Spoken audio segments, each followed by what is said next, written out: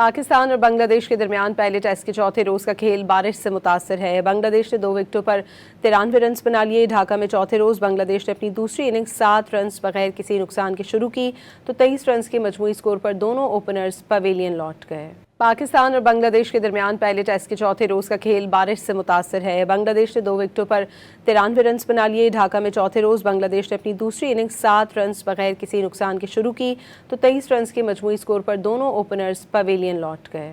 पाकिस्तान और बांग्लादेश के दरमियान पहले टेस्ट के चौथे रोज का खेल बारिश से मुतासर है। बांग्लादेश ने 2 विकेटों पर 93 रन बना लिए। ढाका में चौथे रोज बांग्लादेश ने अपनी दूसरी इनिंग्स 7 रन बगैर किसी नुकसान के शुरू की तो 23 रन के मजमूई स्कोर पर दोनों ओपनर्स पवेलियन लौट गए।